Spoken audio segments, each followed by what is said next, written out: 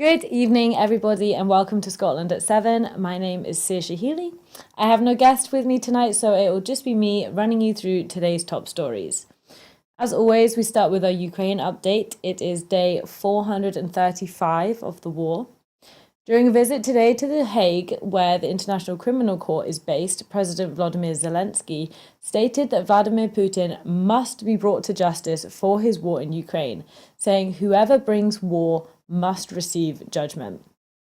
During his visit to the Netherlands, Zelensky praised the country as one of the key allies in protecting the values of freedom, voicing special gratitude to the Dutch Parliament for supporting Ukraine's candidate status for EU membership and stressing the importance of starting accession talks by the end of the year. Ukrainian air defences say that they have downed 18 of 24 kamikaze drones that Russia launched in a pre-dawn attack today. In a statement, Kyiv city administration said that all missiles and drones targeting have been destroyed. No casualties were reported. The US Embassy in Ukraine has warned US citizens in the country that there is an ongoing heightened threat of missile attacks, including in Kyiv and the Kiev Oblast. Russian emergency services extinguished a fire at a large oil refinery 2 hours after it was hit in a drone attack, the TASS news agency reported earlier today. TASS said the incident occurred in the Ilisk refinery near the Black Sea port of Novorossiysk in the Krasnodar region, and that 4 drones were used. A day earlier, a fuel depot further to the west caught on fire near a bridge linking Russia's mainland to the occupied Crimean Peninsula. Russian shells killed 21 civilians in Ukraine's Kherson region yesterday, President Zelensky reports, hitting a hypermarket, a railway station, and residential buildings. Residents of the key southern Ukrainian city of Kherson were stocking up on food and water after another night of heavy Russian shelling and before the announcement of a 56-hour curfew due to begin tomorrow evening. A number said they planned to stay indoors before the curfew and planned closure of the city, adding that they had slept in their clothes or gone to shelters because of the intensity of the Russian attack. Berlin police on Thursday said that they would open an investigation after details of a possible trip by Zelensky to Germany attributed to the force appeared in the media. A group of Nordic countries have backed Ukraine to become a member of NATO and the EU after a joint statement during Zelensky's visit to Finland yesterday. Finland, Sweden, Norway, Denmark, and Iceland issued a joint statement in which they said, the Nordic countries will continue their political, financial, humanitarian, and military support for as long as it takes. Ukraine and the EU have reached an agreement to continue their economic visa-free deal for another 12 months. The initial deal was struck in 2022 after the outbreak of the war. It means Ukrainian businesses will be able to continue to sell goods to the EU without quotas, export duties, or tariffs. First story of tonight, photo ID will now be required in England during the local elections. Voters in England face an additional obstacle for casting their ballot in today's local elections with the introduction of photo ID requirements. After being trialled in 10 areas, photo ID is being rolled out for the first time nationally across England for this set of local elections, and this will be required for all future polls as well as police and crime commissioner elections, general elections, and recall petitions. The policy has been brought in by ministers in a supposed attempt to take action against a handful of allegations of in-person voter fraud.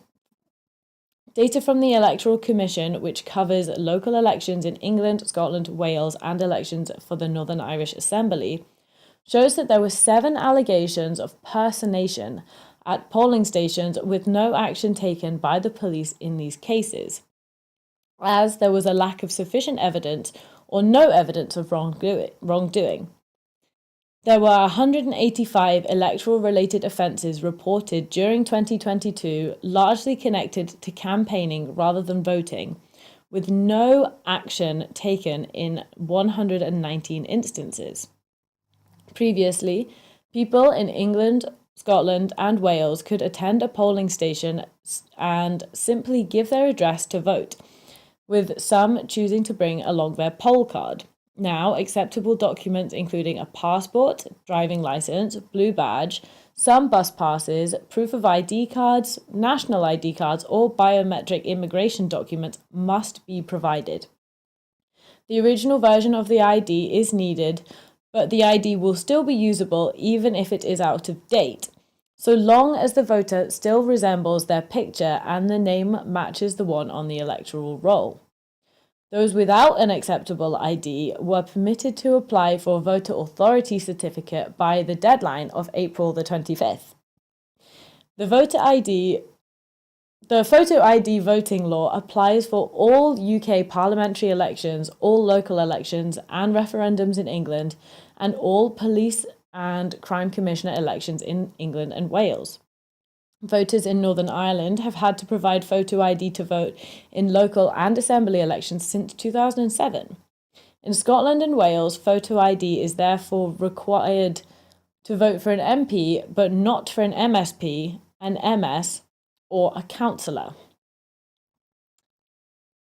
Research from a campaign group, 38 Degrees, has revealed that 87 MPs have been making money from property. It's found that 87 MPs, which is more than 13% of the Commons, are landlords. 53 of these MPs claimed rental income from one home and 34 from two or more properties. In all, 68 Conservative MPs, which is nearly 1 in 5, are currently landlords. The news has reignited calls for ministers to finally implement a 2019 government promise to reform private renting by scrapping no-fault evictions and improving tenants' rights. The Chancellor, Jeremy Hunt, and the Home Secretary, Suella Braverman, are among 5 cabinet ministers who earn at least £10,000 a year renting out housing. Hunt has declared that he operates 7 flats in Southampton, while Braverman, Gillian Keegan, the Education Secretary, Lucy Fraser, the Culture Secretary, all declared one rental property in the latest House of Commons members' register of financial interests. Alex Chalk, the Justice Secretary, declared a flat in Shepherd's Bush and a share in a cottage in Gloucestershire, both producing more than £10,000 a year in income. On the Labour front bench, David Lammy, Emily Thornberry, Lucy Powell are all landlords. Overall, MPs could be earning as much as £2.2 million a year from renting out homes, this research has shown. In 2019, the then Prime Minister, Theresa May, promised to scrap no-fault evictions, and later that year, Boris Johnson pledged in the Conservative Party general election manifesto a better deal for renters, including the eviction ban.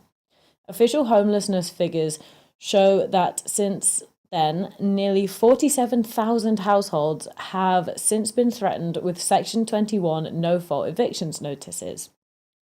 Landlord groups have pushed back at the changes, arguing that combined with rising interest rates, they could lead to many quitting the sector, worsening housing shortages, unless they had an alternative way of reclaiming possession of properties. Ministers published a rental reform white paper in the summer of 2022, but with 6 different housing ministers since 2021, draft legislation has yet to go before Parliament for debate. The Secretary of State for Levelling Up, Housing and Communities, Michael Gove, said on Wednesday that the draft bill would be published next week. Almost 40,000 people have signed the petition demanding Gove keep this promise to implement the reforms. The perspective of those who profit from renting may be more prominent in Parliament, than those of the tenants who remain at the mercy of this broken system, 38 Degrees have said. This is true with the percentage of landlords in the Commons being 9% higher than the UK population percentage of people declaring income from renting out properties. Matthew McGregor, the chief executive of 38 Degrees, said, "Whilst we make no inherent criticisms of politicians who make money from renting property, we highlight their extra duty to their tenants as well as to their constituents to bring forward reform without delay." Conditions for private renters are becoming increasingly relevant at the ballot box.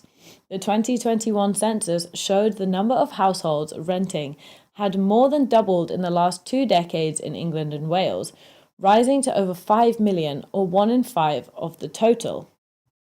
In England, there are currently more than 7,000 no-fault evictions a year, and in 2021, nearly 800,000 private rented homes in England failed to meet the government's decent standards for homes.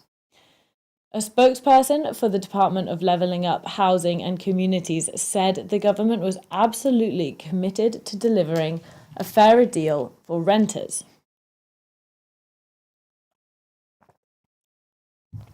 Moving internationally, Belize is likely to become a republic. In The Guardian today, the Prime Minister of Belize, Johnny Briceño, has sharply criticised Rishi Sunak's refusal to apologise for Britain's role in the transatlantic slave trade, and stated that it was quite likely Belize would become the next member of the Commonwealth realm to become a republic.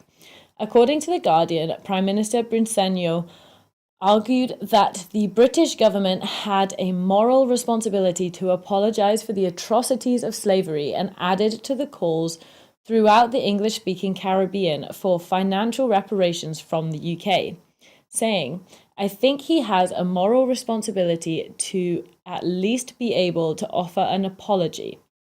Briceño, the leader of Belize's centre-left People's United Party, took office in 2020 and in 2021 passed a parliamentary resolution committing the government to seeking reparatory justice from the UK on behalf of former slaves and their descendants in Belize.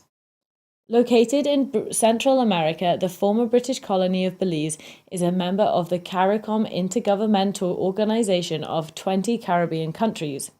The body has long advocated for reparative justice, and its reparations commission states European governments connected to slavery and colonialism should follow a 10-point plan, which includes a public apology, commitments to education programs, and cancellations of national debt.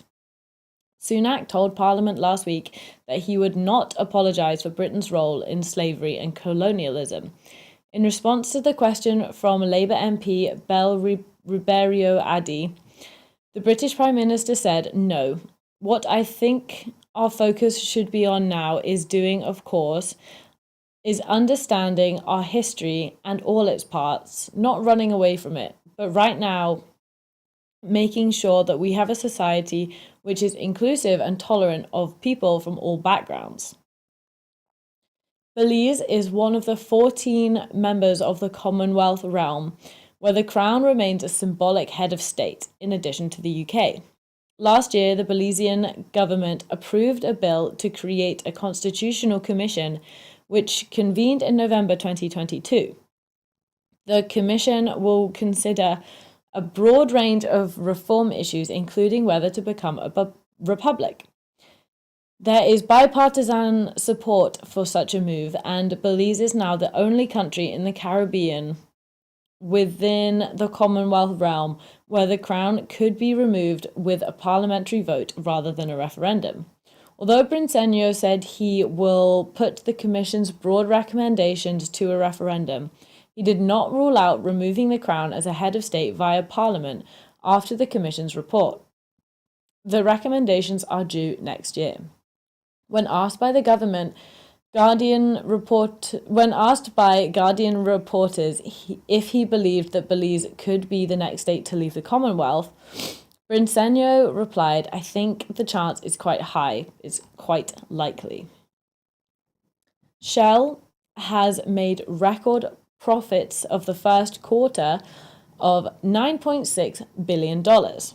Shell has made a record first quarter profits of more than $9.6 billion or £7.6 billion this year, topping their previous first quarter record of $9.1 billion, which was set last year for the same period.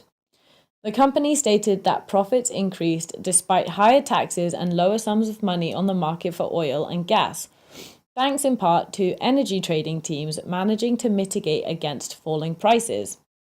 Europe's biggest oil and gas company gave shareholders $2 billion in dividend payments and brought back shares worth $4.3 billion over the last quarter, with plans to offer its investors another $4 billion in the share buybacks over the next 3 months.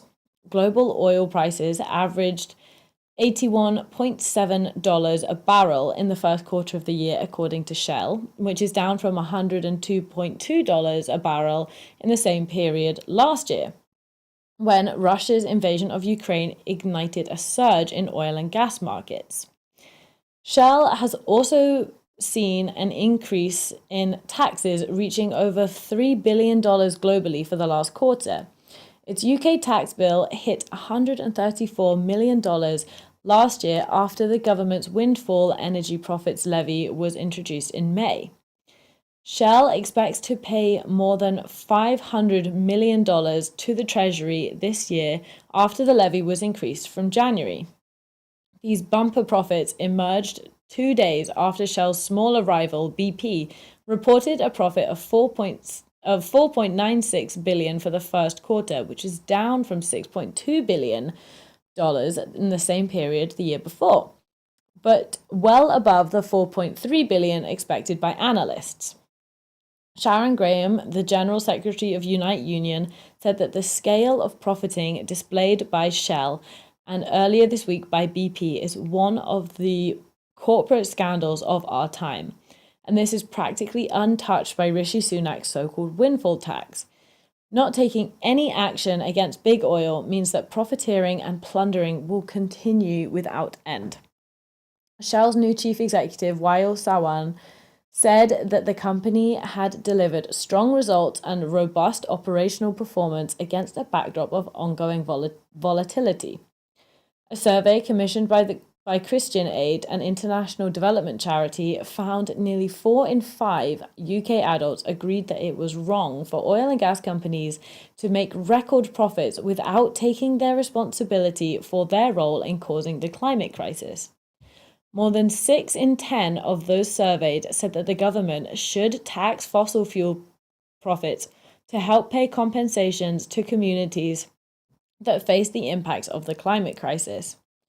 The company reported a record annual profit of $40 billion for 2022 after posting better than expected profits in the final quarter of last year.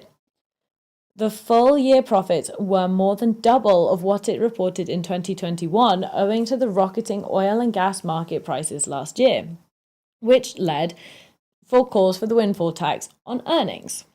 Wael Sawan succeeded Shell's previous chief executive, Ben van Beurden, in January after the company moved its headquarters to London from The Hague and abolished its dual listing in the Netherlands. He is expected to set out an updated strategy for the oil company next month, which is predicted to include an exit from the UK's home energy supply after little over 5 years. Sawan told journalists the home energy business had been very, very challenging due to significant government intervention into the market. Speaking of the windfall tax cash has been called for its reinvestment into Scotland. The SNP Energy spokesperson Alan Brown has issued the call for the windfall tax money to be reinvested into Scotland. This statement included proposing a levy on share buybacks, which is a scheme companies use to funnel profits back to shareholders, introduced to fairly generate from cash energy companies posting massive profits. This call comes following the announcement of Shell's first quarter profits. Commenting on this, Alan Brown said that billions of pounds of revenue could be fairly generated each year if Westminster placed a levy on the practice of share buybacks, which has seen firms funnel eye-watering profits back to the pockets of shareholders while Scottish families struggle to eat. Adding that a wealthy nation like Scotland should not be made to watch as our money is squandered on projects we have no say in. Our energy wealth should be properly reinvested here in our local communities.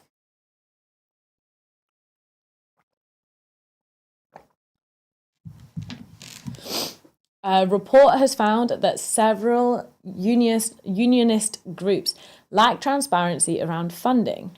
This report comes from Open Democracy, which has ranked a number of unionist groups an E for transparency and openness around donations, the lowest ranking given by the website, which rates organizations from A, most transparent, to E, most opaque. The groups include Gordon Brown's Our Scottish Future, These Islands, Centre for the Union and Scottish Business UK. These organisations, along with 17 in total across the UK's devolved nations, were scrutinised as a part of Open Democracy's latest Who Funds You report, a systematic audit of the financial transparency of think tanks. Our Scottish Future, the pro-union group founded by the former Prime Minister in 2019, publishes no information on its donors. Its published accounts show it has assets of just under £350,000, but provides no details on how that money was received. These Islands, set up in 2017, offers no information on its website of who supports it financially, what income it has, or what purpose money has been provided for. Centre for the Union has been active in recent debates over Northern Ireland and the post-Brexit trading agreements, and it has been critical of both the Northern Ireland Protocol and the updated Windsor Framework Agreement between the EU and the UK. The group's parliamentary chair is DUP MP Ian Paisley, and its director for Northern Ireland policy is Jamie Bryson, a loyalist campaigner who has been prominent in leading opposition to the Northern Ireland Protocol. As a part of the report's process, each organisation was notified of their proposed transparency rating in advance and invited to provide any further information that may alter the grade. 4 of the 17 organisations immediately published further information to improve their transparency rating. In 2 cases, this meant that the think tanks were moved from grade E up to grade A. 2 more pledged to improve their transparency information in the future. However, the audit found a quarter of cash spent by think tanks targeting devolved institutions, around £800,000, could be described as dark money, as it was raised by organisations given the lowest transparency grades of D or E. This figure is likely to be a significant underestimate of the true dark money spending, as 5 think tanks did not publish any annual information about their income at all. Commenting on the lack of transparency, SNP MP Tommy Shepherd said, "What do unionist groups have to hide about who donates to them and where their money comes from? It's important for the public to know this,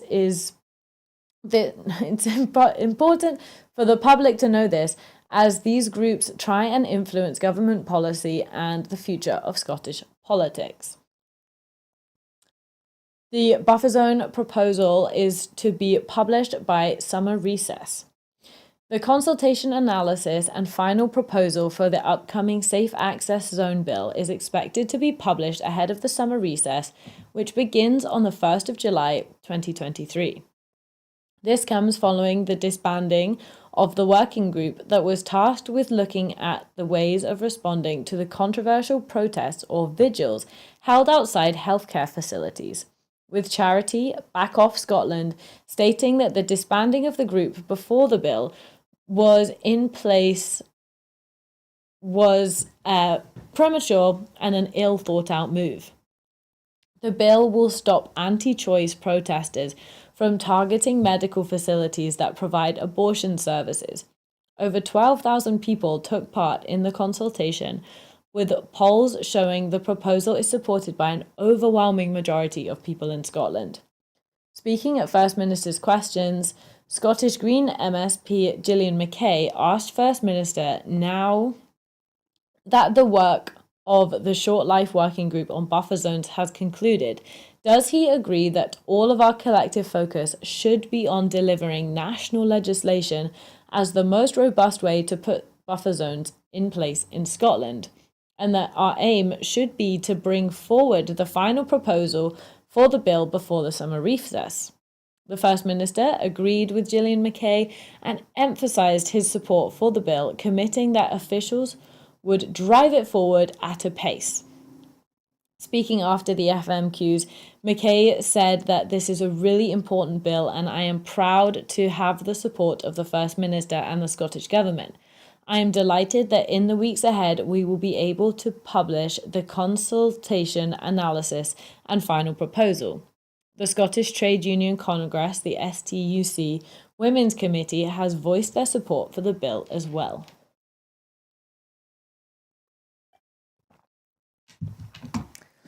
There's been delays and confusions for British civilians and family evacuating Sudan.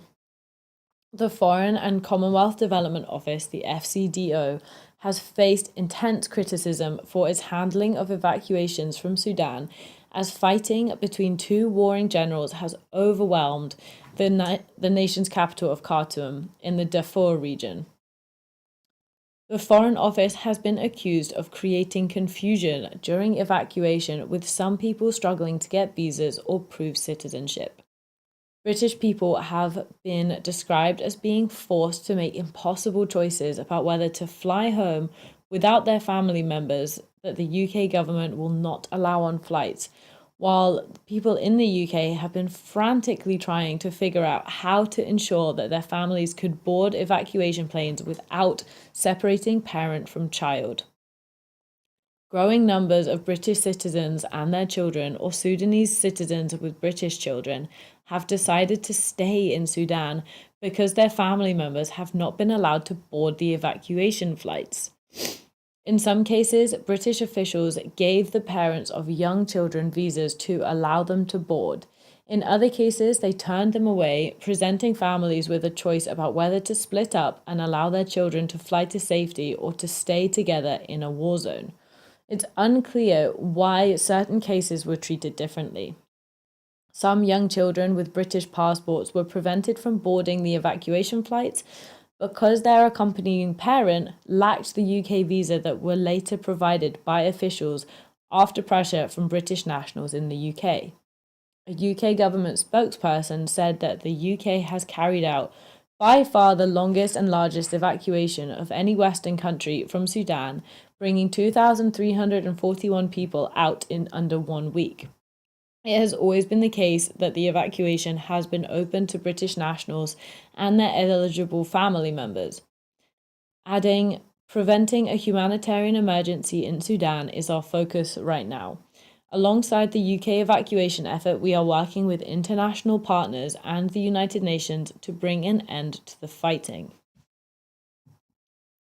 Our final story of the night, Strathclyde University has been awarded an international award for a naval architecture professor. This major international award has been presented to a professor in the University of Strathclyde's Department of Naval Architecture, Ocean and Marine Engineering. Emeritus Professor Chengi Ku has received the Royal Institution of Naval Architects William Freud Medal in recognition of his significant contribution to the field in a career spanning more than 50 years. Professor Kuo joined Strathclyde in 1967 and has produced more than 160 publications, including 60 books. His area of expertise includes ship safety and stability, the use of computer technology in shipping, and ship support for subsea operations in the oil and gas sector. He sees the discipline's future in the teaching of the 3 C's: confidence, competence, and communication. Previous awards to Professor Q include the Society of Naval Architects and Marine Engineers William H. Webb Medal in 2022 and the Royal Institution of Naval Architects and Lloyd Register's Maritime Safety Award in 2012. He was elected a Fellow of the Royal Society of Edinburgh in 1993. The award is an accolade for Professor Kuo and for the leading department, which was ranked first in Europe and third globally for marine and ocean engineering in the 2022 Shanghai rankings. Previous winners of the William Freud Medal include Professor Kuo's colleagues Professor Dracos Vassalos and Professor Attila Insekik. Well, that is everything for this evening. Thank you so much for tuning in. Before I go, I just want to remind you that here at Broadcasting Scotland, we depend on you, the generosity of our viewers and our supporters. So to everyone who's donated so far, everyone who's signed up to make regular monthly payments, thank you so much.